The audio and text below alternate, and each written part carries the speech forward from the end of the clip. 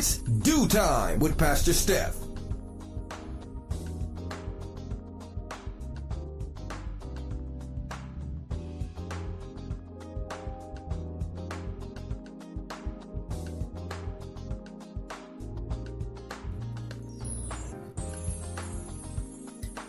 Good morning, good morning, good morning. Rise and shine. You're on with this Dew Time with Pastor Steph. How are you this morning? That's what I like to hear. That's what I like to hear. For this is the day the Lord has made. Let us rejoice and be glad in it. So, where were you yesterday? Yesterday we were shaking the Monday morning blues with the Dew Time crew, and we talked about signs that your marriage has money issues. Yes. What are some of the ways you automatically know we got issues? This just ain't no one thing right here. Well, frequent and heated arguments about money. That constant conversation that you're having, and it ain't no happy fellowship. All right. What about financial infidelity? I don't know. One person don't know what the other person's doing. How they say it? Don't let the left hand know what the right hand is doing. That's not supposed to be the way it goes, by the way. Just want you to know that. Okay. All right. What about using money as a weapon? Yes, that's one of the other ways we know that you got money issues in your marriage. We also talked about the things that you can do to resolve this. Vivian quoted yesterday the word of God that says, how do two walk together unless they agree?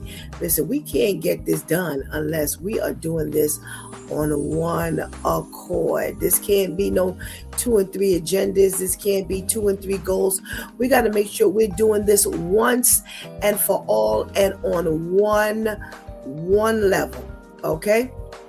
So that's how we, kind of ended up semi-wrapping up this issue about money and your marriage, or marriage and money.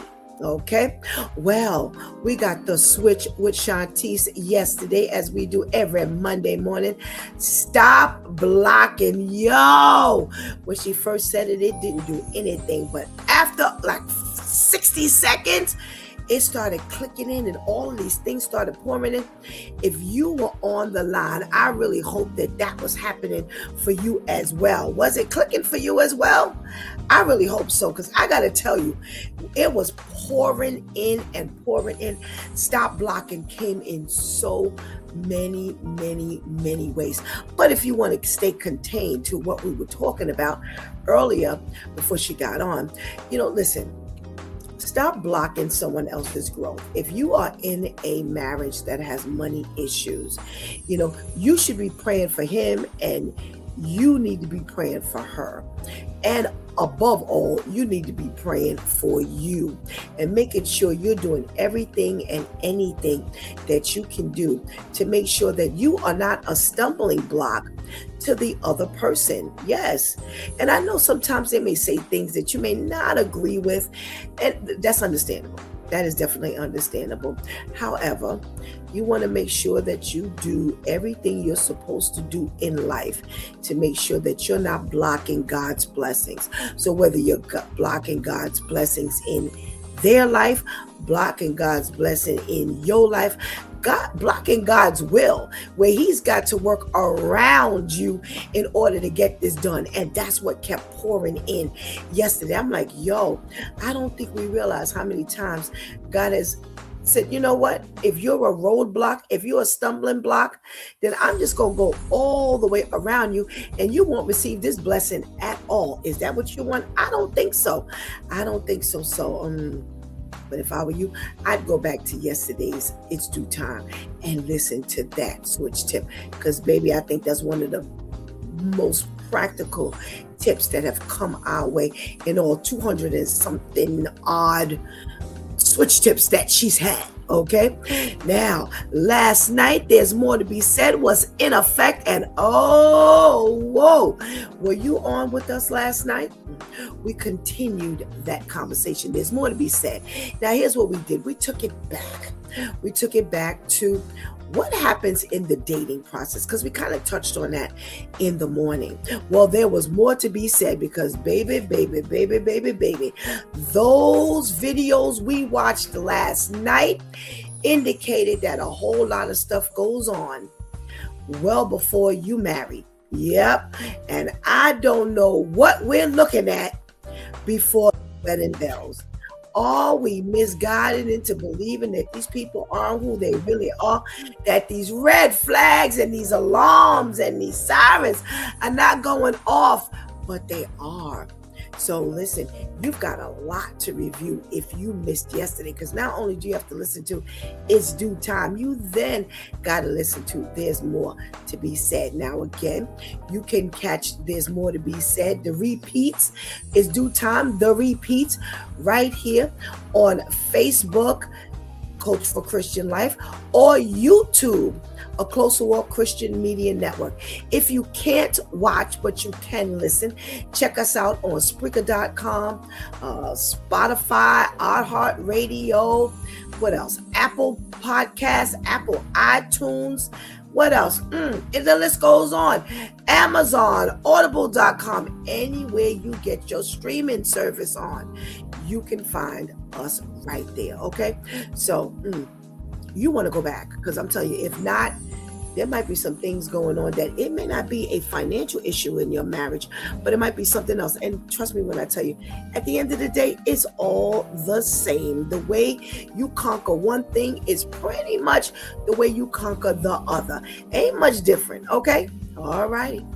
Well, today is Let's Talk About It Tuesday, Church Folk Day. Are you ready to get your talk on? Because I came across some articles last night, and oh my goodness gracious, we got stuff to talk about. All right, so go ahead and get that healthy breakfast. Go ahead and tell somebody, anybody, everybody that It's Due Time with Pastor Steph is on. And whatever you do, don't go anywhere, because we will be right back.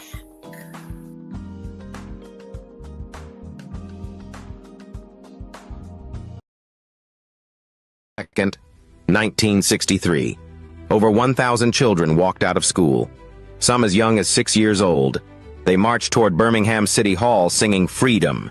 Bull Connor, the city's public safety commissioner, arrested 959 children on day one. The next day, more children came.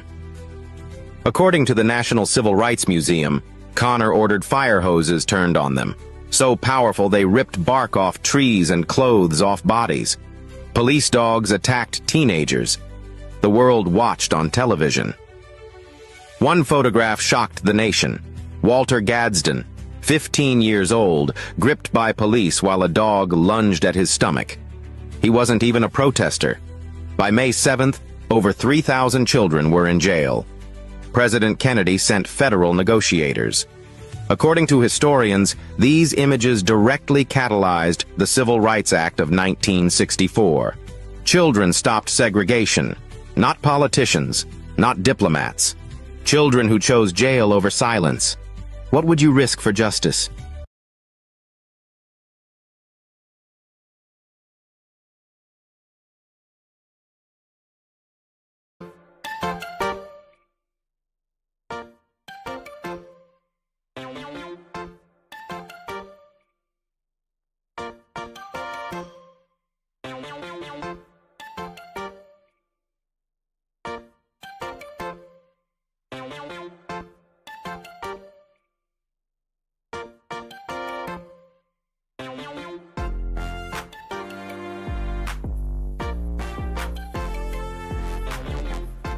Good morning, and good morning again. Welcome back to It's Due Time with Pastor Steph. And did you hear that PSA? Can you imagine being hosed down with water so powerful that it took barks off the tree, it took clothes off of people's back. What kind of powerful water was that? Yo. And at the end of the day, children ended segregation, not the politicians, not the government. Well, I don't know. There has to be a lot. There's a lot to be said if you are so insistent on integrating that at a child's age, you don't mind being arrested. So, shout out. Shout out to freedom. Shout out to freedom, because that's pretty much what that was. Just a free ability to, go to school where you want to go to school. That's the beginning. That's where it gets started. So shout out to them. Speaking of shout outs, you know what we do every single morning. If you're in the room, I'd love to know you're in the room. I'd love to give you a shout out. So please make sure you check in, because I don't know you're in the room unless you do so. Okay. Let's say good morning to our girl, Ketty. Excuse me. Hey, Ketty. Thank you so much for joining us. Terrence, where you been, my brother? I hope you're feeling well, better, good. Hey, good to see you. Good to see you. Miss your voice. Hey, Serge, good morning. Thank you so much for joining us this morning. And we've got a Clifford in the house. Good morning. Thank you so much for joining us this morning. I hope you hang around if you're still there to be a part of the conversation today. Well, we can't go any further without saying good morning to the ladies who hold it down each and every day. Let's say good morning to our girl Shantice. Hey, Shantice. And let's say good morning to our girl Anika. Excuse me. Good morning, Anika. Thank you so much for joining us. And Miss Grace, if you're out there, we want to give you a hearty good morning. We hope you're doing well. And I hope you don't have to go out in this weather. You get a little break today. So you can relax. All righty. Well, you know what we do on Tuesday morning. We got our trivia. And this was hard to come by last night. Oh, my goodness. Of all days, I was getting a bunch of articles and no trivia. And you know how we do. I like to get my little trivia on to get this conversation kind of jump started on a Tuesday morning, since we're talking about some things. Well, I found an article that talked about some totally normal things that went on in the 80s that would be so weird today. So I don't know what's on this list, but let's get started. Smoking inside restaurants. It blows my mind thinking kids ran around outside while adults puffed away. Total 80s chaos. Yeah, I think about that all the time. How I used to work in an office where they had burn marks on the desk. Yeah, because what they would do is they would sit their cigarettes on the table, on the desk, and they would just burn and burn until it burned the table. I don't know. And then we were just inhaling all of that smoke, and it didn't bother us. And now, man, if a little smoke go your way, you're like, oh, yeah. So imagine all of the cancer that was just floating around back in the day. Oh my goodness.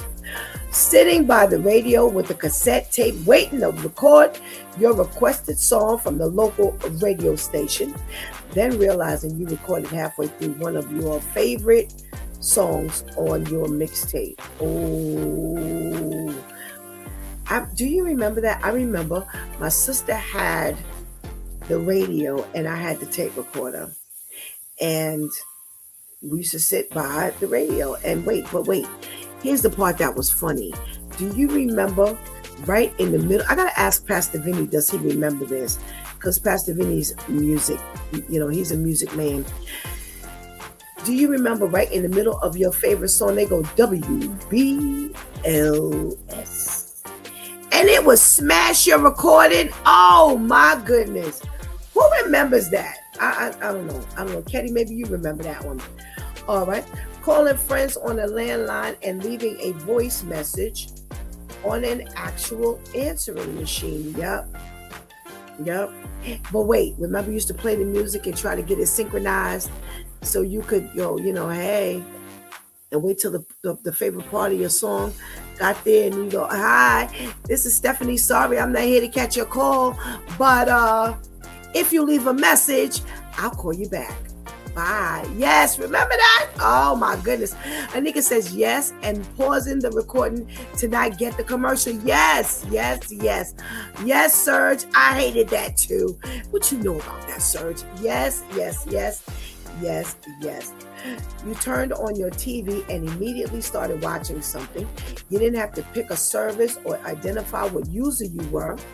It was just there. Yes, the choices were limited, but I missed the convenience. Also, the next day, people could discuss the same shows. People watch most TV in real time, not at random viewing times. It built a sense of community. It's true. You all went home and you talked about watching, what was that? Motown 25. We're going to watch Motown 25. Or when the video, Michael Jackson's video came out, everybody went to school the next day or went to work the next day or talked about it. Yeah, I miss it. Not somebody watching it at 12 o'clock on Friday, and then before you can watch it, they put it all on social media. Oh, they're y'all right. The latchkey life, yeah, when you went home and there was no parent, and you had to let yourself in and out. And there were rules, and the rules you abide by. Yes. You didn't play those games with your parent. Using so much hairspray that you would go through a can in a week. Oh, okay, that's on the other side of the fence. All right. Going to the mall with a group of friends was something to do. You'd hang out, talk, and get pizza. You might shop, but the real reason for going was to see and to be seen. Yeah. Those gatherings, those fun gatherings. Writing a handwritten letter and sending it in the mail. I actually do miss getting mail, like that. Now all you get is like a bunch of junk mail and garbage and bills. Okay.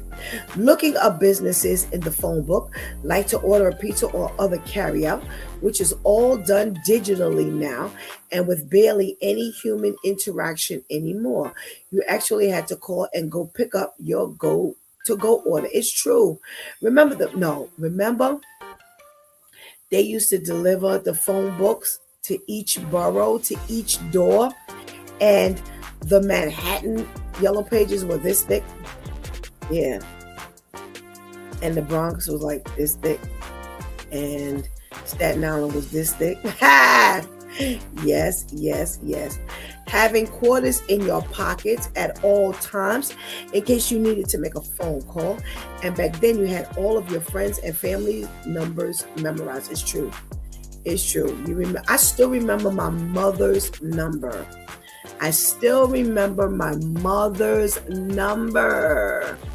Yeah. I still remember our first phone number in that apartment.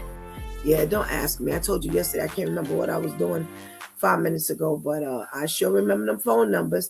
Oh, Pastor Vinny says, I hated that public address announcement. Messed up my 90-minute cassette tape. Yep, Pastor Vinny. Yep. All righty. Shantice, we got somebody that we want to get rid of. Thank you very much. I so appreciate you being quick on the draw. Katie says, yes, I remember the phone books. All righty. Having to call repeatedly on the telephone to buy concert tickets the second they went on sale until you got through. You get a busy signal, I have to hang up and try again.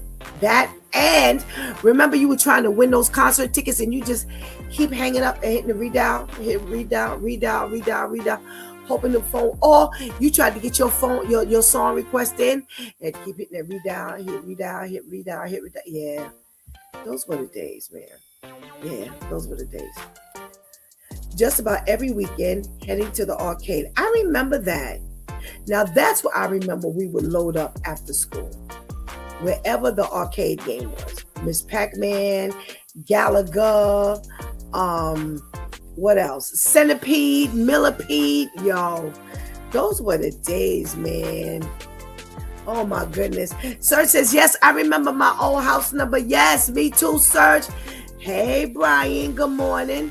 Thank you for joining us. We're talking about things that went on in the 80s that we know nothing about right now. Pastor Brenda's in the house. Oh, let me read what she's got to say. All right. Pastor Brenda says our sons were latchkey kids. They had to call us at work from the landlines phones when they got home from school. Yep. Check that out, Pastor Brenda. Remember that? You had to make sure you were home and called. Absolutely. And wait. Remember when your mother would try to call, and if that phone was busy, man, you got it. You had to make sure you weren't on the phone when she was trying to call the house. Yeah. I remember that big time. All righty. Let's see what else.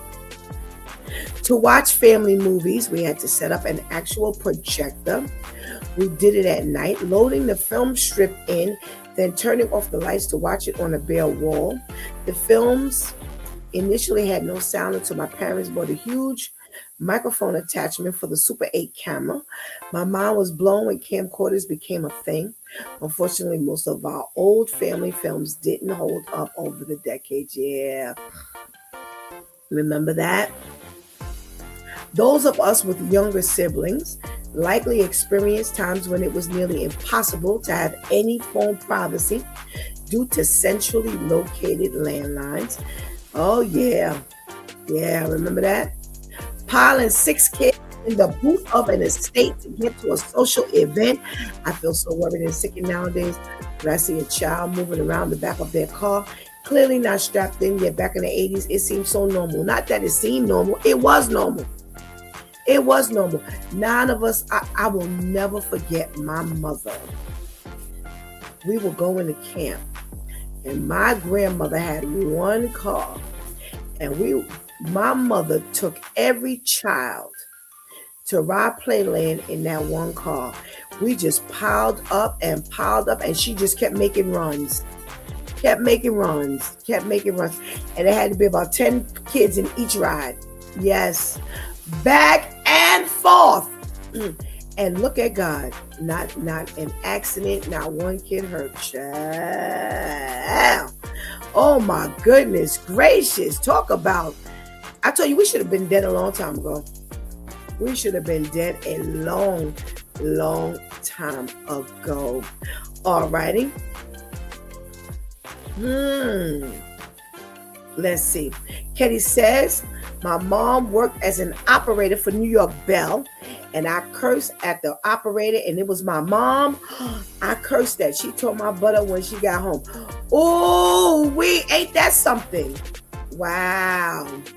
Serge says, oh yeah, I know about that, Pastor. I had to record the music through the cassette player to play it in the Walkman because I didn't have it like that to buy the new hits that came out. I was a bootlegger. Yes, remember that, Serge? Yep, you made your own tapes. Yep. Pastor Brenda says the joy in being able to slam a landline down. Ooh, when you were done with their foolishness. Oh, Pastor Brenda, remember that? And there was some joy for real, yes, and some satisfaction. I agree. And Pastor Vinny says 10 of us. Absolutely, Pastor Vinny. And ain't nobody budge. Like the person said in the article, you see a child without a seatbelt right now, you're like, yo, why is your seatbelt on? And that wasn't even a thing back in the day. Yes. Right, Kenny, I was just getting ready to say that we didn't even have seatbelts in some cars. Yes. Oh my goodness. Thank you so much for playing the game with me back in the 80s, back in the day. All right. What are we talking about in the news today? Well, I got some good news for those of you who are looking for a job. NYCHA is hiring. And guess what? There are no degrees required. Yeah, Queens and Staten Island. Yeah. They're looking for some nicer people. Now you've got a caretaker. The responsibilities include mixing plastering materials, applying materials to interior and exterior surfaces, so forth and so on. Travel to developments within the assigned, oh, this one is Manhattan neighborhood, is a requirement. Salary between 38,000 and 53,000. Caretaker X. This position is based in Queens. The job includes driving development vehicles and assisting in debris pickup. All right, a valid driver's license is required for the job in between 39,000 and 54,000. Not bad for someone who ain't got a degree. All righty. Oh, what else? A plasterer in Manhattan, and salary is $56 an hour. Yeah, so they got a couple things out there. So listen, just go to your search engine and type in New York City Housing Authority hiring, night you're hiring, and you'll come across some things. Okay. All right, don't say Pastor Steph didn't tell you. All right, what else are we talking about here? All righty. Now I have to apologize. There was some viewer submitted stories a couple of weeks ago, and somehow or another it just went right by me. I had it up to talk about it, but I didn't get to it. And I told you, sometimes I come and I have like a load of stories, and we end up getting caught on one because it just blows us away. All right, so you have this mom who was investigated for letting her 6-year-old ride a scooter. Now, we just got finished talking about what went on back in the 80s that was normal, and this is pretty normal. Out in Georgia, there's a mom and a dad, not just a mom. So I don't know why they captioned it a mom, because this was a 2-parent household, but a mom let her 6-year-old ride his scooter solo from their Atlanta home all the way to a nearby playground. Now, oh my goodness, back in the day, we just left the house. Our parents sent us out, and we got from point A to point B. And if you were going to Miss Mary's house, you better call when you got to Miss Mary's house. And you won't go be at Miss Mary's house and your mama didn't know. All right. But the plan was to leave the 6-year-old to leave the house on a scooter with his little helmet on and get to point B at the playground. And the parents on that end would call her and let her know. Well, the route going there was fine. On the way back, some woman drove past her son and asked, where was his parents? Now, when he got home, he told mom what happened, and he told mom, I didn't answer her. I just kept coming. I just stayed home. Okay. Now, the playground was 3 blocks away. We're not talking about downtown, Manhattan, or you got to get on the highway. 3 blocks away. Pretty much they say like 4 minutes, and no big deal. They're not New York blocks, clearly, because it would have taken you a lot longer. And the next day, little did they know, he had been followed. And a couple of days later, the Department of Human Services showed up. Yep. Some representative showed up, and the mom and dad were home, asking them a bunch of questions, asking about supervised, trips, and how often was he let alone, and that they had some reports, and that these allegations were substantiated as, neglect. Well, they did some research, and come to find out that they sent a letter to the house then saying that the allegations were unsubstantiated. So, mom did get her lawyer. Mom and dad got their lawyer because it's like, how are you in our business? How are you in our business? We take care of our son. There's no problem. 3-4 minutes, you go, you come back, no big deal. Now, out in Georgia, they say that they don't have a real law regarding this. So that's another reason why, the attorney was important, because, as a parent, to have somebody show up at your house and tell them that, you got allegations of neglect and that they were substantiated, and only to find out that there are no rules for this. Well, they did some questioning, and they found that the American Academy of Pediatrics, they say that they feel that children ages 11 and 12 aren't quite able to handle emergency situations on their own. So in other words, I guess if you were going back and forth and something happened, could you handle it? And then they say, but they do have, children around that age that are very equipped and mature enough to handle those situations. Pastor Brenda just got finished talking about the latchkey kids. When we mentioned that her sons were latchkey kids, and I was a latchkey kid. I still have my key from the 7th grade when my mother gave it to me. Shantice hates for me to talk about that, but I'm telling yes, that those were during the days I was never absent or late. You remember those? Okay, so yeah, this is what we did back in the day, because you just had to be responsible. Pastor Brenda had 3 and Pastor Vinny had 3 boys. So you know what? They had to be responsible. Whether you were 11, 12, or 7 or 8. I remember me and my sister used to ride the bus to school, and there was a little boy on the bus who used to sit in that first seat. Yep, every day by himself. So you know what? You train your children to do what needs to be done, and you just keep them lifted in prayer.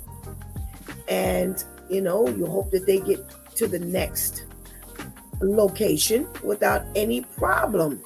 Okay? So, again, this is a listener submitted story from a couple of weeks ago. And again, it slid by me. Jill Biden, ex-President Biden's wife. Yeah. Well, her ex-husband, William Stevenson, age 77, was indicted earlier this month on charges of first-degree murder of his 64-year-old wife, Linda Stevenson. Now, here's what they say. They say that she died, and they don't really have, at that time, they did not have a cause of death. They just, someone just found her dead. They said she was found unresponsive in her home, and after doing some weeks-long investigation, the grand jury indicted the husband of murder. So he is in jail on $500,000 bail. And I bet you Joe Biden is saying, I dodged that bullet. Yeah, because now I'm sure you wondering if that could have been you. Well, thank God it wasn't. And we sure hope that that's not the situation, that the husband killed the wife. But that's what they got in custody right now. So we thank you for submitting those stories.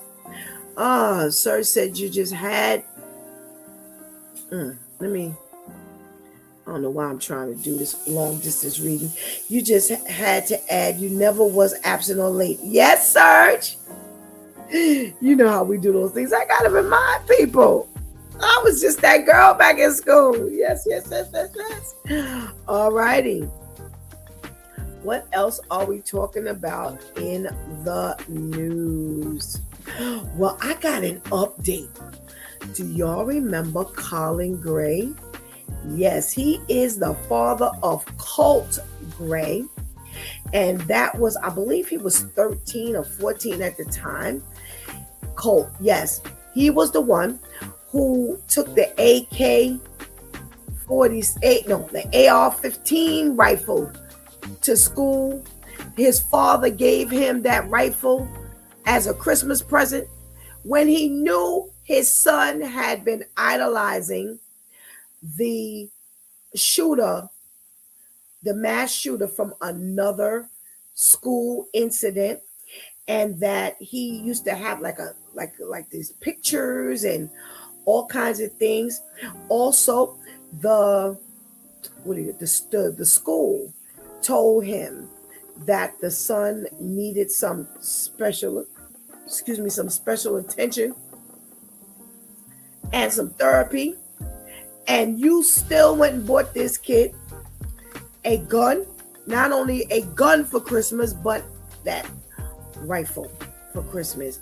And he went to school and shot up those people, killed 2 adults and killed 2 children, and I think he injured maybe about 6 or 7 others. Yeah. Oh wait, 8.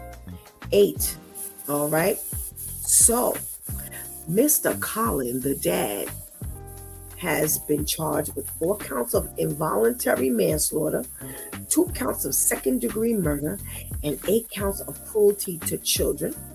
He has pled not guilty to those charges. Now, here's the interesting thing. They say that they're not focusing on the fact that they're trying to hold him accountable for what the son did. Now, this is kind of interesting. They say it's really about holding him accountable for his actions. And that's a little twist here, because generally we saw a couple of other times. Remember the couple and the son, they had sent the kid home from school. Yeah, a couple times, and they didn't pay attention to that kid either, and he ended up going back to the school, shooting up those people, and they sentenced those 2 to, I think it was 10 to 15 years in jail, both parents, 10 to 15 years. Well, they're saying we're not focusing on the fact that we're holding you accountable for what your son did. We're holding you accountable for what you did. You actually ignored the school, ignored the issues that you knew your son was having, bought him not only a firearm but the ammunition after being warned that he was going to harm other people, because the school also told the dad that the son had said he was going to shoot up the school. So that's the interesting part. And this is something, again, different than there was 2 other cases, the couple, and then it was another parent that they were holding accountable for, ultimately what happened after school. So let's see what happens. Let's see what happens with that. I'm going to follow this story, because we actually talked about this a couple of times, because we talked about it when it first happened, and we talked about it when they arrested the dad. Well, they planning on smashing his father. So I don't know, at the end of the day, how this is all going to play out. I'm really interested in how this one is going to play out. Do you think that it matters? Do you think it matters as to whether the father actually is being held accountable for what the son did, or because they still can smash him because they did to the other parents that got 10 to 15 years, or should they hold him accountable for what he did? So that's why they're charging him with the actual murder, because had you not bought the gun and the ammunition, this would not have happened. Now, I got another story, and I'm trying to figure out if I should talk to I think I want to talk to my DEW Time crew. Let's say good morning to Pastor Brenda and Pastor Vinny, Pastor Vinny and Pastor Brenda, Pastor Brenda and Pastor Vinny. I'm saying it both because guess what? I got them both in the house. Good morning. Good morning. Good morning. Hey, good morning. It's so wonderful to see not just one, but the two of you. Good morning. Good morning. Oh, how are you, Pastor Brenda? We've been missing you for a minute. Are you well? Oh, yeah, doing well. Got a chance to take a day off. We call it a sanity break, mental health day. Okay. A day after a holiday, so it worked out. Yeah. Oh, okay. Well, isn't it wonderful to get those opportunities and you're spending it with us? So Thank you so much. Thank you so much. Pastor Vinny, how you doing over there? I'm doing wonderful. Wonderful. Very good. Very good. So happy to have you with us. Thank you so much. All right, we got some stuff to talk about before we got a longer story to talk about. I have no church folk topics, so I don't know where we're going from here, but you know what? God always leads us there, right? Oh yeah. So let's talk about, Pastor Brenda, you threw in the chat room that, back in the 80s, you had latchkey kids, and lo and behold, out in Georgia, they had these parents who sent their son to the park about 4 minutes away, 6 years old. Some may think it's a little too young, but listen, they were confident. They said the parents were going to meet him on the other side and call them and let them know. And some woman followed him home, asking him, hey, where are your parents? And he didn't answer. He just kept going. She followed him all the way home and called the authorities. Authorities show up. They say, hey, we've got some substantiated evidence of neglect. And, you shouldn't be sending your child out unaccompanied. And later on, they subsequently had to drop it. They ultimately rather had to drop it because they subsequently found out that there was no substantiated room for neglect, that there was no problem with that. Serge says, why does Pastor Vinny sound like a news anchor? Oh my goodness gracious. Wow. All righty, Pastor Vinny. Come on now. Oh my goodness gracious. All righty. So what my English teacher. That's right. You just doing your thing, right, Pastor Vinny? So what do you two think of this? It was a couple. So I'm coming to the couple who, you had to do what you had to do. You both had to hold down jobs.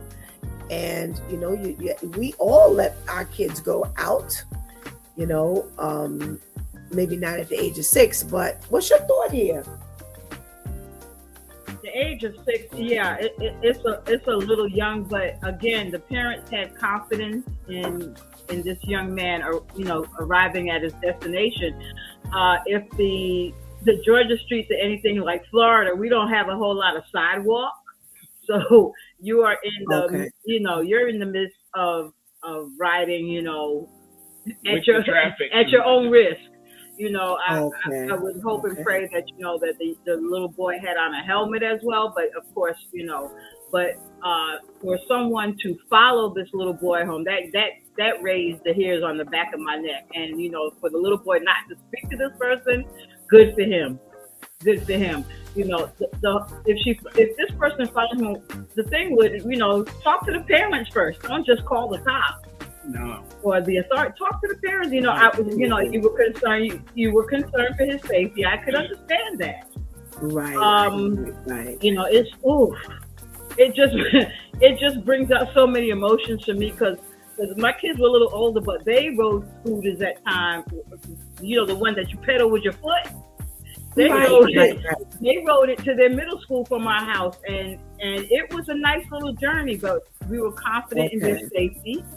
Nobody called us about it because they would have gotten, the what for, because I'm still working on it. But I don't blame you. I appreciate the concern from the person, but to put these parents through the ringer now, and even the little boy through the ringer. Right. Because when they do these investigations, they go hard. They Absolutely. go hard. So, it's a lot to have to consider. As you said, parents are working now. They have to find ways to have their children not just, get involved in crazy stuff. Right. And the parents were going to meet him at the park, right? Or the parents of whoever. There were another, they were like his friend's parents. Yeah. They were going to meet him at the park and call back to the house and let them know that he had arrived safely. Yeah, so there was communication going on there as well. Right. Right. I mean, I understand the person's concern, but we have to be aware of that when we step into people's lives like that.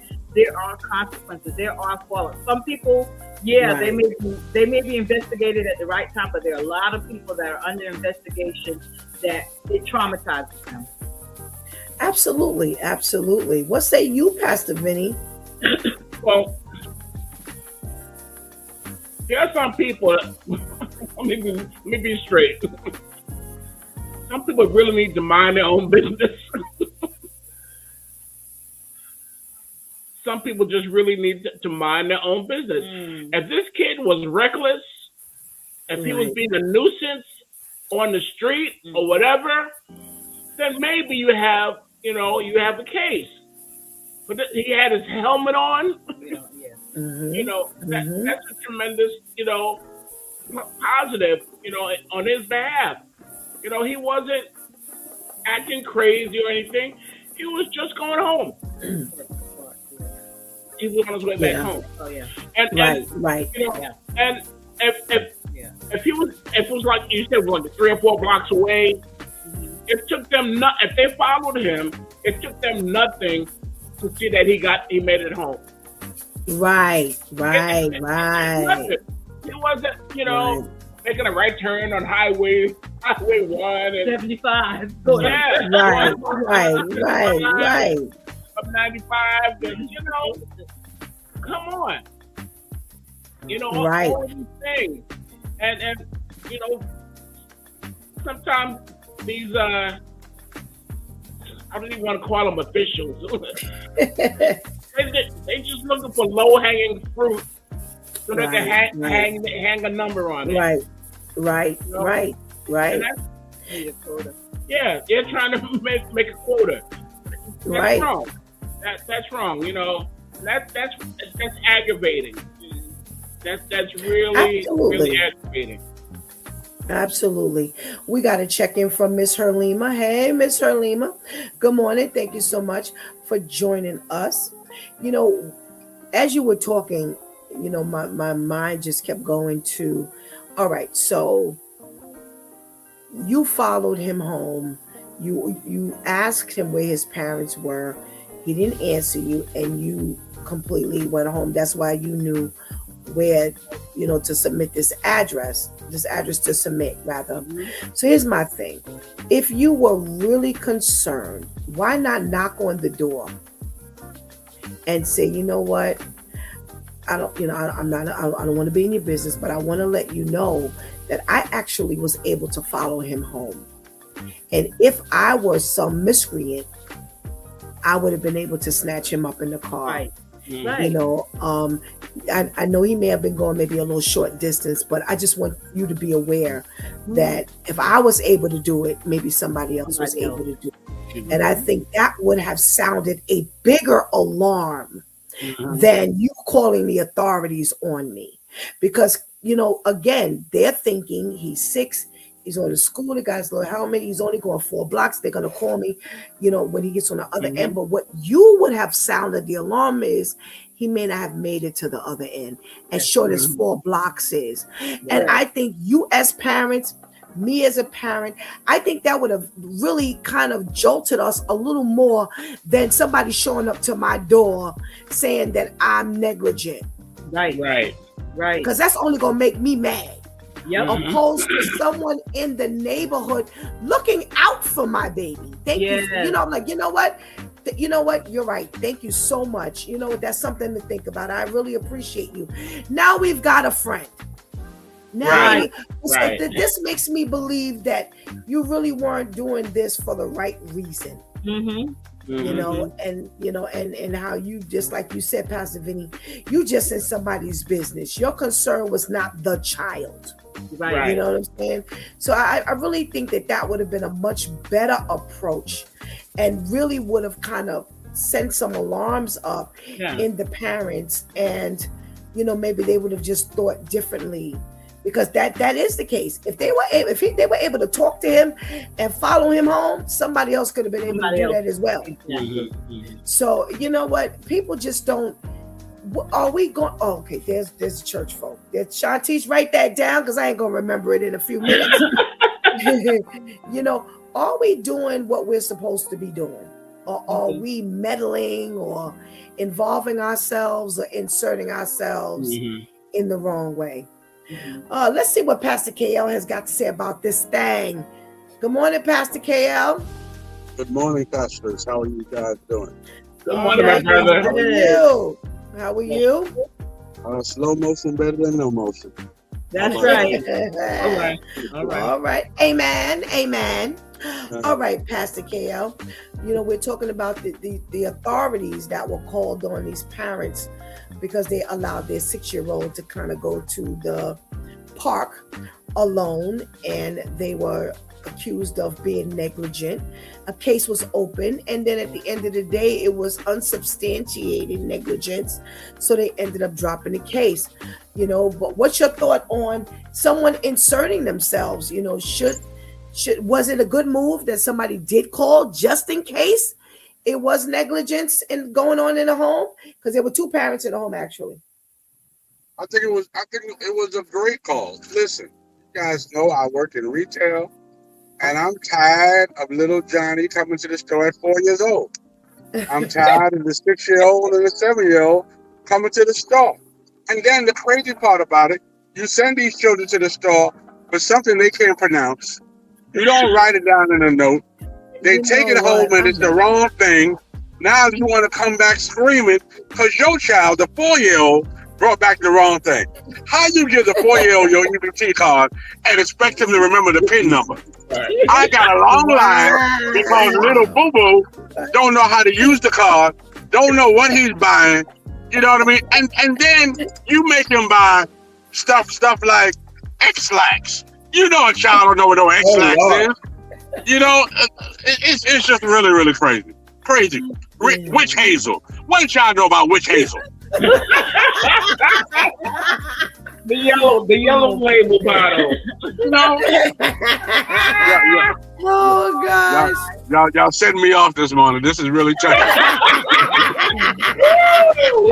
I was just getting ready to say this ain't got nothing to do with this park. This is about Pastor KL and little Johnny showing up to the store. Go to jail. Go directly to jail. Go to jail. Oh my goodness gracious. Sounds all right, Pastor KL. You gotta think about it from the other side. I guess you gotta think about it from the other side. All righty. We've got Colin Gray on. He's on the hot seat because he was the father who bought the rifle for his son for Christmas, after being warned that his son had this fascination with another mass shooter, after being told from the school that his son had actually threatened to shoot up the school, after being told that his son needs therapy, after knowing that his son had some posters and pictures and things hanging up in the house, and he went and bought this not only gun but the ammunition for the gun, and they're saying that they're not charging dad with what the son did. So they're not holding him accountable for what the son did. They are holding him accountable for what he did. Does it make a difference, or is it better that they do it this way? I'm going to start with you, Pastor Vinny. From my perspective, they could go both ways. If one way fails, flip the switch. Okay. This is, I mean, this is so egregious and so backwards. You know that your kid is having issues. You already know that he's in whether he's in a sensitive way or he is really, just he crazy, Pastor Vinny, he crazy. He cuckoo. I was trying to be nice.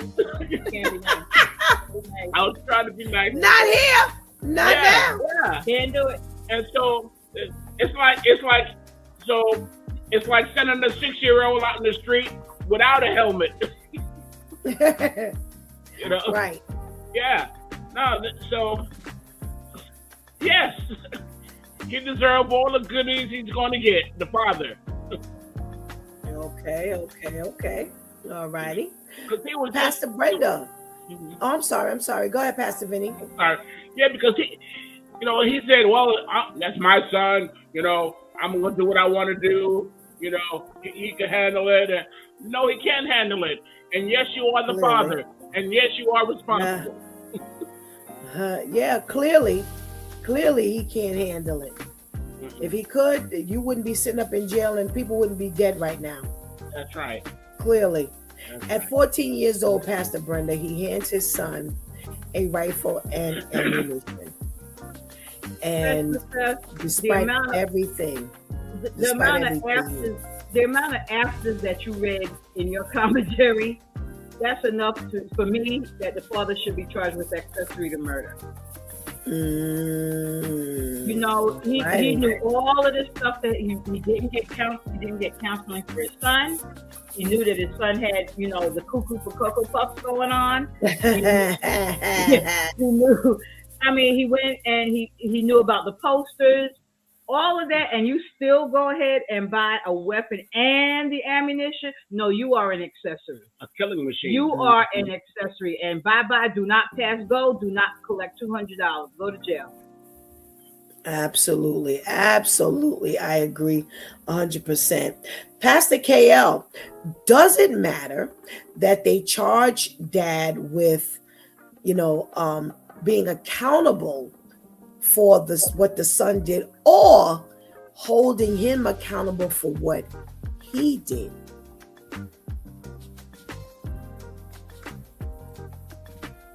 Pastor KL, hello. Can't hear you. He out of his car. I'm here. Yeah, he's out of. Okay. All right. Y'all took me off. I don't know. Y'all didn't want to hear what I had to say. Don't try it. Y'all thought I was homicidal because of the 4-year-old. I think he should be charged for both accounts, because I don't know what's going on with these light-skinned folks who think that buying a gun is the best gift of all. At 14 years old. Well, I mean, if you buy me a toy, I'm going to play with. That's what the toy is for. So if you buy me a gun, it's just not to sit in the closet. At some point, I'm going to play with. I'm interested in this thing.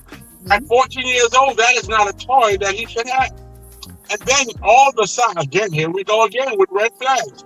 All the red flags have been there, and you've been ignoring it because we as parents is, no, not my baby. No, not my son. She would never do that. He would never do that. It's just for hunting. When he went hunting. Right. But guess what? It was not people season. Yeah. Absolutely. And here's the funny part, that being that you mentioned that, Pastor KL, they said when the word got out that the shooting took place, dad was running around frantically asking the sister, have you seen Colt? And when she said no, he ran in the room, and the first place he looked was on the wall. He used to lean the rifle up against the wall. And when he went to the room, not Colt, not the gun, neither one were there. Neither one. And that so in the back of his mind, he knew. Mm-hmm. He knew in the back of his mind, because that was the first thing he did. That was the first thing he did. So you know what? Charge his butt. As much as you can, charge him, because yes, if you did not put the gun in his hand when you knew what was going on, then you know what? Maybe there would be some lives of 2 children. There's some other injured children, and 2 dead adults. All because what were you trying to prove? I don't understand it. Understand it. All right. I have a story here that I thought was really interesting. And it kind of fits into what I said for Shantice to write down for our main topic. So you have in New York City, you have dozens of 24 families with a total of 37 children. They were evicted from a Queens homeless shelter. Now, pay attention to this story. This eviction took place from the City View Inn in Long Island City last week after the families received an abrupt notice that they were going to convert this shelter from the family shelter to a single men's shelter.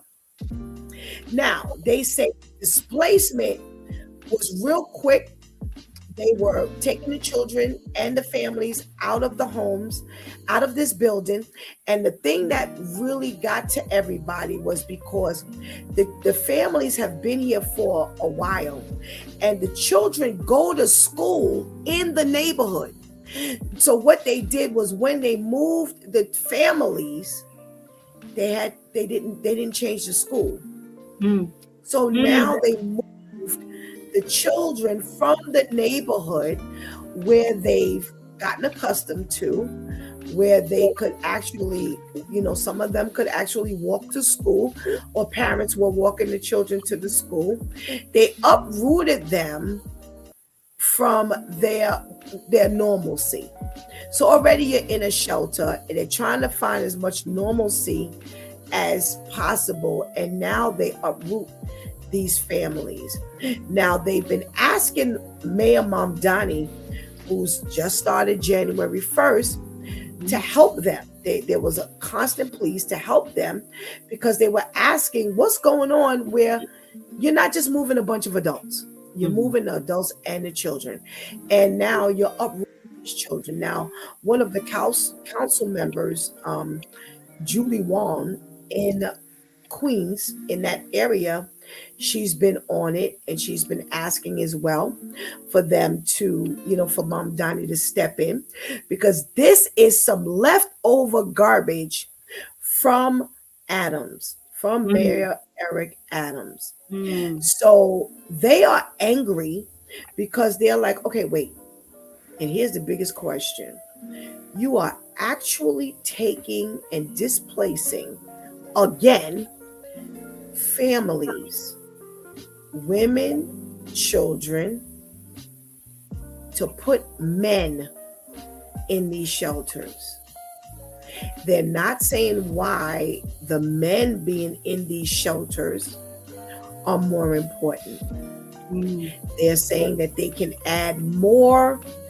The only explanation they're giving is that men need to be housed more importantly than the children, even if that means pushing the children out and just kind of making their little worlds crazy. That's the deal going on right now. And it goes back to, are we doing what we're supposed to be doing? Pastor Brenda, I'm going to start with you. Mom. I've got so many emotions going on with that story, Pastor Steph. First of all, they're doing this haphazardly, to move these families out. They weren't given enough notice. If you're going to disrupt a child's life during the school year, preferably do it when they're out of school. Preferably do it when they're on summer break, so you can have the proper, the proper setup done. If at all. Okay, if at all. Right. You're doing this for the least of these. Okay, I mean, to move kids and kids when they develop certain relationships, especially school relationships, teachers, their friends, that affects them. Right. And to move them out suddenly, who are we really caring about? Now, if this is cleanup from the past administration, that says enough. That's a whole nother story by itself. Right. But, right. To do this, that's cruel. That is absolutely cruel. And to make room for, homes. My whole thing always comes back to follow the money trail. Are you getting more money if you put more men in there? Because if say for instance, a family can take up a certain amount of space with one single person, did you divide that space into 3 other people? Okay. I don't know how it's exactly set up, but I'm always led to follow the money trail as well. Yes, it makes sense because that's one of the things they mentioned, Pastor Brenda, is the fact that they can pour more beds in there. They can add more beds and for the men. So you're onto something. You're onto something here. Pastor Vinny, they say that it is more important to house single men. Why do you think, whether it makes sense or not, why do you think that's some level of rationale? Why do you think they go there? I don't see any rationale at all. I don't see any rationale in this picture. Wow. I don't see any rationale at all. Wow. This is this leaves such a bad taste in my mouth. You could how could you even sleep at night knowing that you put these children out there, they're wearing coats so it's cold. No. Stuff in their bag. Yeah. Further dehumanization. Yeah. No. No rationale at all, Pastor Steph. No rationale. No amount of money would make me say that it's okay. No. Okay. They don't get a pass. I didn't think so either. Okay. I didn't think so either, Pastor Vinny. I was just asking the male. Maybe there was some, something going on with the man that I, as a woman, didn't understand. So, thank you so much. If these men are sick, if they got health issues, but still, you are supposed to be the stronger vessel. These children, are the weakest, as Brenda said, the least of these. And they need more care. They obviously need more care. They need more planning. Where are they being transitioned to? Right. It seems like at least in that one unit, there's some kind of community within that unit. But where are you putting them? Right. So they're taking them from Long Island City. They're putting them out here in Jamaica. And each day there's a commute issue because they have to go back and forth to school. Yeah. And they're like, okay, well, that doesn't seem to be a big issue for them to, have them here and there and everywhere. What kind of, travel? We're not even finished with the winter yet. Right. So now you have these kids opposed to walking distance. You have them traveling on the bus, on the train. And here's the funny part. They moved them from Long Island City to Jamaica. That was my commute every day to work. Right. I used to work in Long Island City. Right. And I'm telling you, it's hell. Yeah. If you don't have a car, it's hell. I have taken the bus, which would take me it was 2 hours, or one bus would take you 2 hours, or the train, and that was hell. There's just no other way to describe it. When I did, because from the train to the job was another 15-minute walk. You gotta walk. So not only have you commuted on public transportation, now you still have to get on foot. Yep. From the where the bus and train drop you Yeah. to the actual location. Yep. So it was funny when they mentioned that, because I'm like, I know that route well. That ain't no joke. That is straight no joke. And if you're in a certain part of Long Island City, oh, you really twisted. Yep. You're really twisted. Yep. So it's a mess. Pastor KL, they're moving these entire families. They say there are 24 families with 37 children involved. The children are in school. They are settled.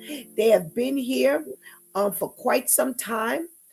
Why uproot them to change this and convert this into a male shelter? Yeah, I think it's crazy, first of all, and not from experience, but I would believe that being displaced, being in a homeless shelter by itself, it's an emergency, Right. it's an emotional tragedy, by itself. Right. And then now, I'm already emotional. Now you're hyping that up even more, because now I have to move again. How long did it take me to get comfortable where I am? Now I have to change this all over again. And then, how old are these children? Are they from 4 years old and up?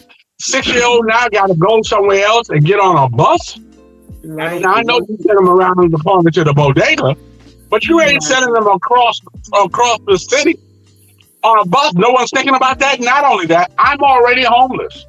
I already have no money. How is that feasible for me? Yeah. Are you paying for transportation? Because remember, you just said the children walk to school. So now they're no longer walking to school. And transportation in New York is expensive. Are you footing that bill? And then when you look at what you have to do to move these folks, is it really beneficial to have the men in here? Doesn't the move and the men financially weigh about the same? Once you think about how I got to get all these children over here, how I got to get all these families over here, then no, I don't think it's a win-win. I think we lose it all around. Yep. I agree 100%. Now, it's funny because the last piece of this article says that when they're younger, they say kindergarten through 6th grades are entitled to busing if they've been placed in temporary housing. Upper grade students would receive like Metro cards, Omni cards to commute. Now, still, you're talking about busing. That's a lot. That's still a lot. You're still talking about uprooting their children, uprooting from your friends, uprooting from your neighborhood. And I agree 100%. Being in a shelter is already traumatizing. Yeah. And now I got to move, opposed to leaving these families here and the next move is in permanent housing. Correct. So now you shuffling people all around, all over the place. It's got to be I'm with you, Pastor Brenda. It's got to be a financial thing. Because other than this, it ain't making no sense. It's not making Pastor Steph, did they get rid of the Metro cards now that you have to now when you use the subway so that's an additional cost. Suppose now the family doesn't have a cell phone. But don't you have to use a cell phone to swipe to get onto the subway, or is that changed? Well, so here's the thing. What they're saying is for the younger grades, kindergarten through 6th grade, they'll provide them, let's say, a bus that would pick them up. Right. And take them. And then for the older children, they give them Metro cards. What they consider Metro cards. They give them an Omni card. So those cards are loaded for the year. They don't have to, and that's even with regular students. The cards are loaded for the year, and they just travel. They have a certain amount of commutes a day that they can do. So for those who maybe do night school, I think they get up to 4 swipes a day. So that gives them an opportunity to go to school, go to night school, go back, like back and forth. Yeah. So that transportation part is taken care of. So I guess they figure if they do transportation already for the babies, and they give the older kids Metro cards, then that solves the problem. But there's so much more to this. Right. There is so much more to this, like you all have brought out. It's not just about can we get them from the school there. It's the total uprooting of this entire thing. And this emotional and mental connection, because so in these shelters you end up operating a lot like one big family. Everyone kind of gets to know one another. So maybe you leave somebody, the so-and-so's playing with so-and-so's kids and blah blah blah blah blah, and the community shifts because we're all in the same boat. Right. We understand one another's plight. Now you move, and now you got a whole different set of people we got to get adjusted to, a whole different environment we got to get adjusted to. So there's a whole lot more than that's why I said that. And the last paragraph of this article talks about that the transportation, but that's like only a small portion of this entire issue. So Shanti says what? To put those lazy men in there. And Brian says, "Good morning, Pastor KL." Good morning, Brian. Oh, goodness gracious. So we kind of move, we got a little bit of time, and we kind of shift this to, the church folk topic. Are we doing what we're supposed to do at the end of the day? Pastor Brenda, you used a phrase that is in the Bible, for the least of these.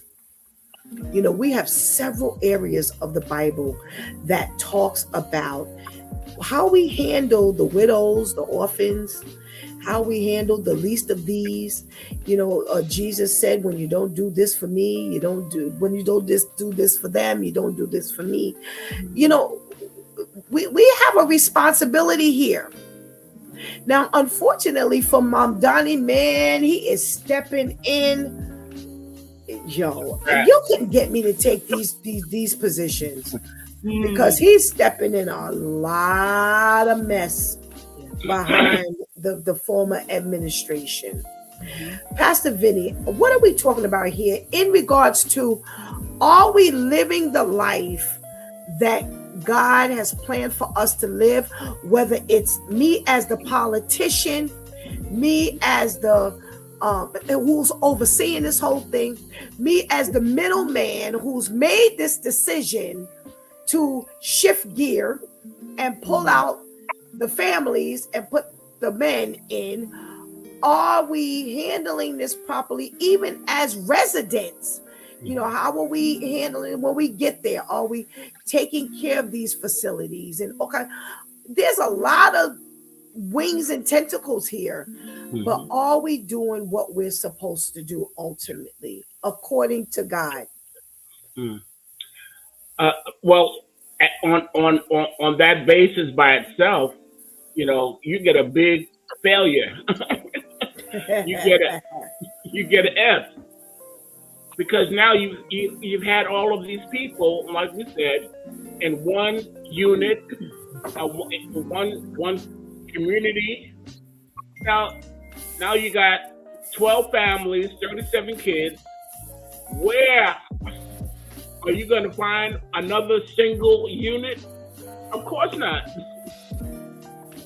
They're going to be scattered throughout wherever. Right.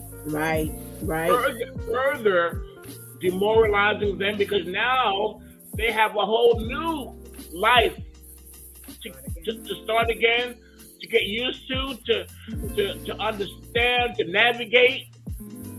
No, we're not doing the right thing. We are so bad. I am shocked that there's not more outrage. Yeah. I mean, these families, you have to feel for these families. When I was our neighborhood schools were crowded, so they gave us an option. Well, that wasn't really an option, but we got bused out to schools that were less crowded. Okay. Okay? There was me and 3 of my sisters were part of that situation. The school they sent us to, it was a nice little school. You know, there were only two classes to each grade. So they had a lot of different equipment, different. You know, it was a modern school, so it was a win-win for us at first, but then now there was a problem with the transportation. The bus used to pick us up right in front of our door. All of a sudden, somebody had a problem with that. So now we had to walk 5 blocks in the cold or whatever to a bus stop. If the bus was late or if it was raining, we were out there waiting for the bus. Wow. Okay. Now they changed. Then later on, somebody didn't like it. It's not on the exact route. Blah blah blah. So now we ended up walking twice as far to catch this bus. My mom wasn't having it. She said, "Listen, this is ridiculous." So that's when they started giving us train passes. Okay. No, it's not okay because when you get off the train, okay, like that. I mean, okay. When you get off the train, it's another mile walk. Wow. And all the worst elements. Wow. Yeah. Wow. So I mean, do you take care? If you had a family and you were navigating for your family, this would not be okay with you. Right. Absolutely. If you were making absolutely, plans for your family and there is existence, this could not be okay with you. So not only are we doing it, we're not our brother's keeper. Right. And we're certainly not concerned about the least of these. Because the least of these have just been sent out to find new housing or a new situation, or a place discovery. No. Okay. Pastor Brenda, how are we either answering the call or failing? I truly believe that some people are attempting to answer the call, but then the amount of red tape that may be involved, to really get things done, because things can grind to a halt at a moment's notice. The goalpost can be moved to suit somebody else's need. I applaud those that are, that you don't see in the news, that are doing what they can to help families. A lot of things we don't hear about, and that goes both ways, because a lot of things like what you just meant, that story you mentioned, how many people truly know what's going on? Right. How many people truly know what's going on? And then I know a lot of places that can help. Their hands are tied due to liabilities that they may have to face if they take to certain things. So on some aspects we are passing, but on a lot of aspects we are failing. A lot of us have to remember that this morning it could be for them, and this afternoon it could be for you. All right. And then the other thing that comes into play with all of this displacement, I get concerned about people's mental and emotional stability. Right. What happens then if somebody goes off the deep end and something happens? What happens to the kids then? What happens to the person? Are they then, turned away from getting the help that they need? There's so many different, like you said, there's so many different tentacles that come out from this one story. Well, we have to be sure that if we can help in any way, that we do so, because times are tough. Jobs are scarce. Times are tough. You all are dealing with some elements in the weather that are unheard of. We've got to do better. Absolutely. It breaks my heart to see the picture that you put up with, the people having this stuff in like garbage bags. Nobody was walking out with a Louis Vuitton suitcase. They're walking out with garbage bags. Right. too much dehumanization going on. All righty. Pastor KL, are we doing as politicians, as at some level of administration, on a local level, are we doing everything that we're supposed to do? Well, okay, so from the spiritual point, I don't think so. You mentioned that this gentleman picked up from where somebody else left off. So at some point, we didn't write the vision and we didn't make it plain. At some point, at some point, we're just moving. You know what I mean? We're trying this, we're trying that, but no one has wrote the vision. Because if you wrote the vision, it would pinpoint all these other instances that could come up. Mm-hmm. Right. When you have a vision, the vision says, well, what happens if this child this, or what happens if this mother this, or that's part of the vision. And then as you write the vision, after the vision has been written, then you explain the vision so that it can be carried out. This is what we're going to do. This way, everybody is involved. Now, I'm sure at some point from the last term or from this term, they heard rumors that you probably have to move. But no one made it plain. No one said how we were going to move, when we were going to move, what would happen when we moved, where would we move. They just said move. So no one wrote the vision. And if you can't write the vision, you can't make it plain. All right. Miss Halima is where I was going to comment on. She says, and then parents can't make it to the parent-teachers meeting, and then you'll accuse them of not being interested. And you're right, Miss Halima, and that's one of the things that came across my mind. All right, what happens when you got to get to that school because your kid is sick? What happens? I'm way out way out here, and my kid is way over there. And I remember when 9/11 took place, all the parents were going to the schools to pull the kids out. They were calling parents. Some schools were literally calling parents to come pick up the kids. You can't make that. That's one of the reasons why when you're in younger, like elementary school, it's zoned. Right. There has to be a certain school for every amount of miles, so it's accessible. I got a 2-hour commute to get my kid instantaneously. There's no thought to this, like Ms. Halima said. So now you've got this parent-teachers meeting that takes place. You're not promising me. There's your answer, Pastor Brenda, about what happens to their car fare. Because you're commuting the children during the day, but when the parents got to get to the school for parent-teachers meeting, who's to say they got money for all of that? Opposed to being in a zoned school where they could just walk to. It wouldn't even matter whether they have, a car fare or not, like you brought up a little while ago. So all of these things are important. Let's shift this to the church. Are we doing everything we're supposed to do?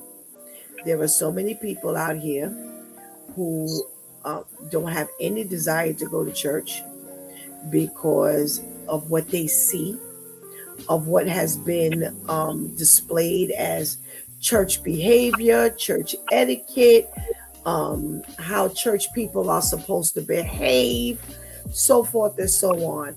Are we doing what we're supposed to do? Pastor Brenda, is that why so many people are still lost in this world? Ooh, that's a good one, Pastor Steph, because there've been instances that we've heard of here where people constantly go to the church to get assistance. It's like they feel like the church is their paycheck.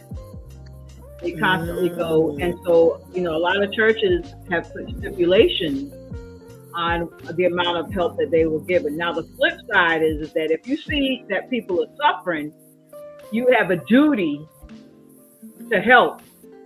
You have a duty to help. There are some churches that will provide, provide showers, haircuts, etc. To do it. It's, again, a lot of it is not publicized, but there are some churches that will do it, again, a lot of them are concerned with the liability that comes into play when you're providing right. But on a grand scale, because I don't like putting everybody under that big umbrella, because everybody may feel something different. But according to what a lot of people see, no, the churches aren't stepping up to help. And that's a sad commentary. That's a sad commentary. We get so invested in when I say we, people get so invested in doing a building and having certain programs and making sure they raise enough money for pastor's anniversary. Meanwhile, people in your own congregation are suffering. Right. They're suffering. A lot of people are unemployed. A lot of people can't pay their rent. And, then when they do ask, it's like, it almost feels like they're begging for blood. But, it's our responsibility to have the right discernment. And as Pastor Cass said, a lot of denominations that we know of have something in place for people who are displaced. So, and kudos to those that can do it. A lot of smaller congregations may not be able to do the grand scale, but do something. Right. How many of us have clothes in our closet that have tags on them? We still haven't worn them. Don't even look at that. We haven't worn, okay? Suits that we can okay. That we, kid dogs always holler the loudest. But but there's so much that we can do. And not to say, that you can give. There are a lot of churches that ask for donations. A lot of 501c3 that ask for donations of clothes that not being used. Please do your best. Do your best that we can take care of the least of these. All righty. Pastor Vinny, what say you? Is the church really holding down their end of the responsibility? Are they doing everything that they're supposed to do? And is that why there are so many people still lost in this world? Well, it's more than just providing a handout. It's providing a hand up. Our behavior often is so bad that people say, I don't need church. I can get this outside here. I can get this bad behavior. I can get this, this craziness right where I am. I could do bad all by myself. Right. And so we have to take ownership of that. Before we invite people to our house, we got to make sure it's cleaned up. We got to make I like that analogy. Like Pastor Kale said, we just, I don't know, we're in a pickle right now. Something absolutely must be done, but it has to be planned properly. It has to, sometimes some of us got to go back to the drawing board. Right. Down here, there's a lot of soup kitchens. There are a lot of food pantries, and the larger organizations are doing a bang up job. But you know what? Even that gets old when it becomes an everyday thing. That people know the schedule. Oh, this church is giving out food on Tuesday. This church is giving out, on Thursday, and this one is doing this. So they make the round. Right. They set up their schedule for the week. Tuesday we're going to be here. Wednesday we're going to be here. And how long can that suffice? How long can that suffice? It's like you said. You mentioned that the ideal thing is putting them in permanent housing. Right. The ideal thing is putting them into jobs where they could support themselves, where they could support their own family. Right. give a man back his pride and allow him to take care of his own family. Right. Absolutely. Absolutely. How do we do that? Planning, training, Absolutely. Pastor KL, we're talking about the spiritually lost as well. Are we doing the church? Are we doing what we're supposed to do and to help find the lost? Not just are we providing them clothes or food or shelter, but what can we do spiritually? Are we doing what we're supposed to do? You know what? The Stokes, they made grand points. I want to take it from another side. I heard Pastor Benny say, when you invite somebody to your house, it has to be clean. The only way they see it's clean is that they have to come to the house. Right. That's the only way they can see it clean. And then, a lot of us, in my former days, I clean it for the moment because I know I got company coming. You know what I mean? But tomorrow, I don't care because ain't nobody coming to the house. Now, a lot of people, if you will, they won't come to the house. They'll already bash the house without even seeing the house. How many times have we went to McDonald's and they've gotten our order wrong? We got mad, but next week we're back at McDonald's. Right back. We're back at McDonald's at the same place that messed up our order. But here you are bashing the church because of things that you've heard. You never even went to put it in order. Right. You have not even gotten there to let them mess up your order. How many times have we heard that the club has gotten shot up? Yep. But next week we in the club. So we're risking our life instead of giving our life. Oh my God, that's good right there. I'm sorry. But it makes sense. So here we are casting stones at places we've never been. That's crazy. Absolutely. And always waiting for another excuse as to why we don't go. That's why I don't go. And you weren't going no way. Stop. You weren't going no way. You just now, you got this new excuse as to why you don't go. Oh, we got a lot of work to do, whether it's shelter, clothes, food, or whether it's spiritual food that we're giving, where we're drawing people to the house of God. We got work to do. And let's continue to ask ourselves, are we doing what we're supposed to do? All right. Terrence says, now we know who got clothes with tags still on them. Oh, Terrence. Yeah, they told it all, Terrence. They told it all this morning. They told it all. They ratted on one another. All right. Prayer 911 Daytona. Are we on tonight? Yes, we are planning on being on tonight at 7 p.m. If you are outside of the local listening area, you can join us on the website www.joy1063fm.com at 7 p.m. Eastern. All righty. Well, who said that earlier? Serge? That's Pastor Brenda's radio voice. That's exactly the way she said on Tuesday evening. Exactly the way she said. I've had this radio voice. I've had this radio voice since high school. I used to do a radio broadcast at Brooklyn Technical High School. Oh, Brooklyn Tech. Okay. Yeah, so we had a local radio station there. So yes, I do have a radio voice from all those years. Sure do.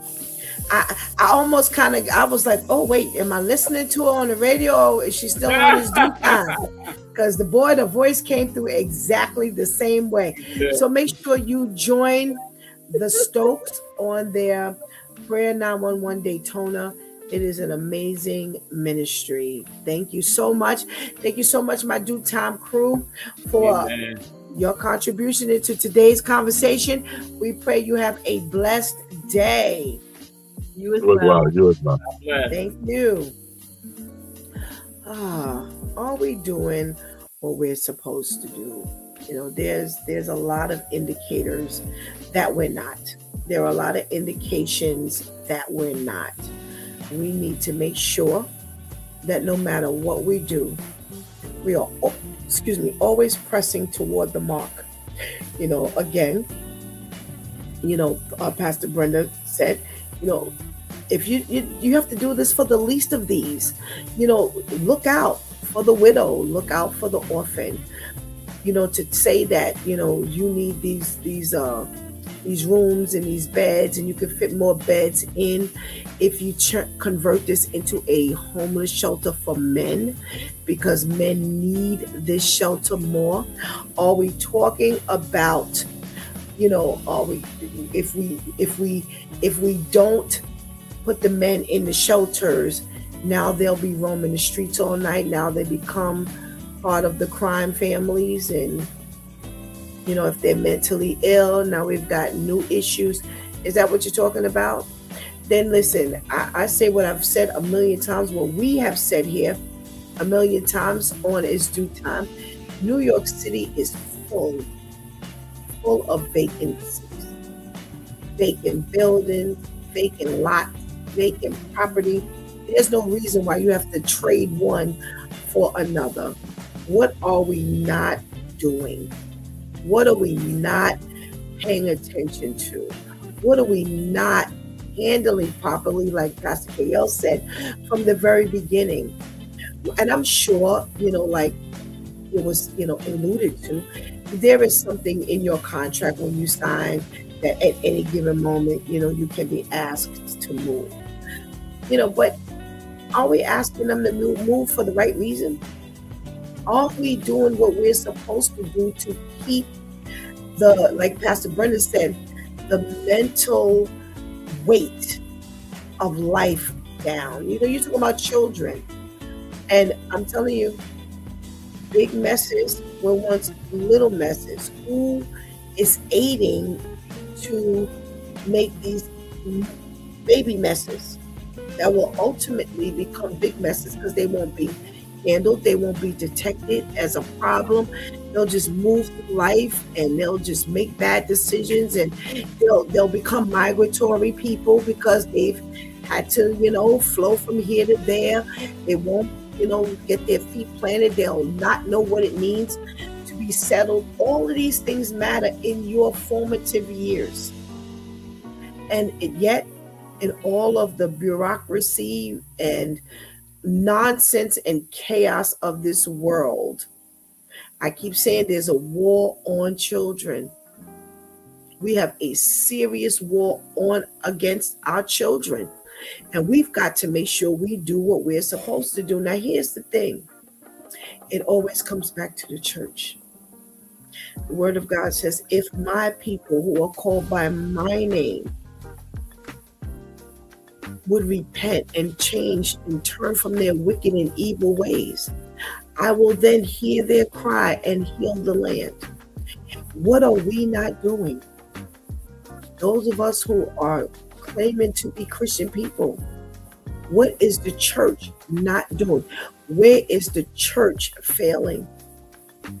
Are they helping us with what we need to do to help the community? What? All New York City is full of vacancies. There shouldn't be a homeless person nowhere near the way it is. But it is up to us to make sure we do what we need to do at all times. How can we make these things happen? Well, again, write the plan out, make it plain. You've got to put it down. I said this last night. Write out everything, because it doesn't become real until you're actually looking at it. Until you're looking at that paper, does it actually become something that you can actually work on? What are we doing as a church? How are we merging? Are we so catty in the church? Are we worried about the wrong things in the church? I had a pastor tell me I'm not involving myself with anything because I don't want us to just keep having church. Okay. What he meant was, we're having these women anniversaries and these, men anniversaries and these women days and youth days. And at the end of the day, we're doing nothing but celebrating, trying to put together a good program. I can get with that. I don't want to focus on that. I want to know we're doing something. I want to know we're learning something. I want to know we're growing. Well, what are we doing to make sure that? We can't just put this at a halt and not do anything. And I'm not alluding to the fact that he is or they are. My point is there's something to be said about noticing that we're not just having church as usual. And a lot of churches, that's what they do.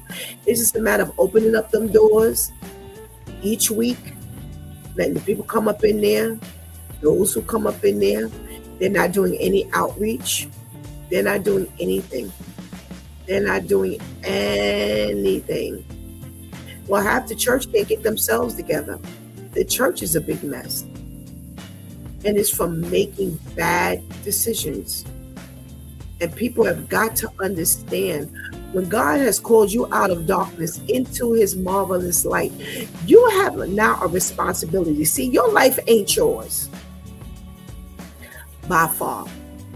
You are not called to get your life together for you alone, your family alone, your children, your grandchildren, your nieces, your nephews. No.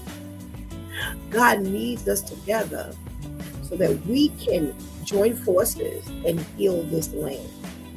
Because what is done in heaven needs to be done on earth. God needs to use us in order to heal the land. He says, if you come together and you pray and you turn from your wicked and evil ways, that doesn't mean just to do it verbally. It just means to get yourself together from top to bottom so that I can heal this land. Because here's the thing. If it just meant prayer and you're not actually doing anything, then what is God showing the rest of the people who don't know about him? How can he heal them when you're still sick? Faith without works is dead.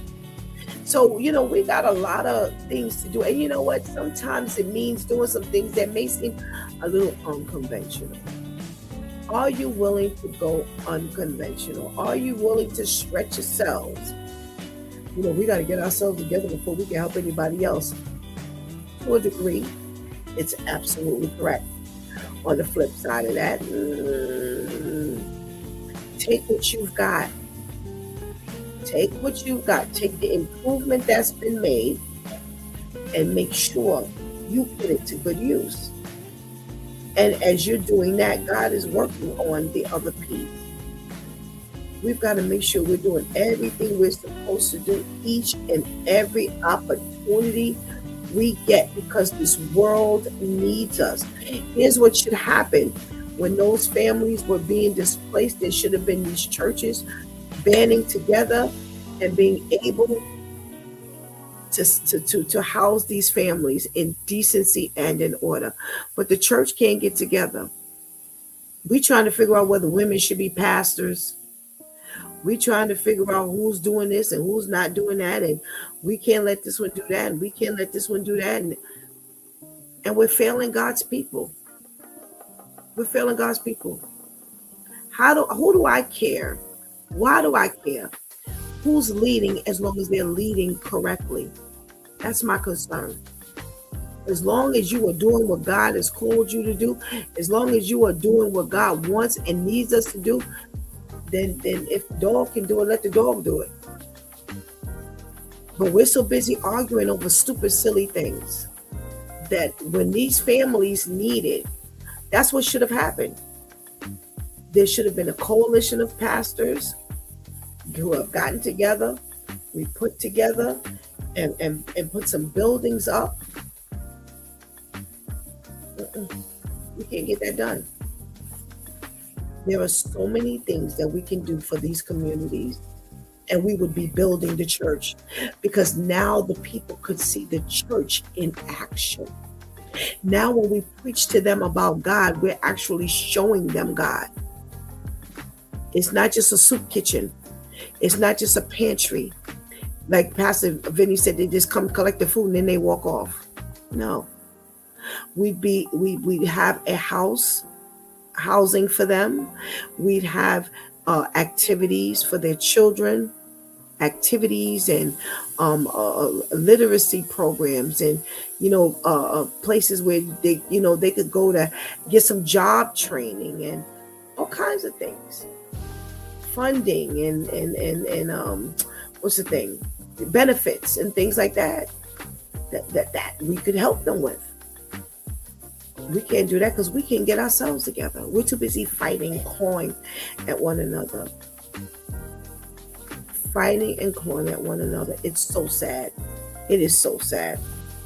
So let's do what we need to do, people of God, so that when the earth needs, when the world needs, and I said the earth, I know exactly what I said. When this earth needs, we can water it because we have the ability to do so. We have been called to have dominion over the earth. So come on, let's get that job done. You've been watching It's Due Time with Pastor Steph. Join us Monday through Friday from 7 a.m. to 9 a.m. where we discuss matters of the heart, mind, and spirit. As you go through your day, be sure to set your mind on things that are above, not on things that are on the earth. They will only serve as a distraction. Remember, prayer changes things. It's Pastor Steph signing off, and I want to thank my Due Time crew for always coming through big time. Thank you for hanging out with us and helping us keep that chat room alive. Please do not miss this opportunity to give Christ your life right now. Please do not miss that opportunity to strengthen that relationship with the Lord right now, because later is not promised to any of us. Until tomorrow, God spares, where it's Wow Wednesday, everybody. Until then, I love you.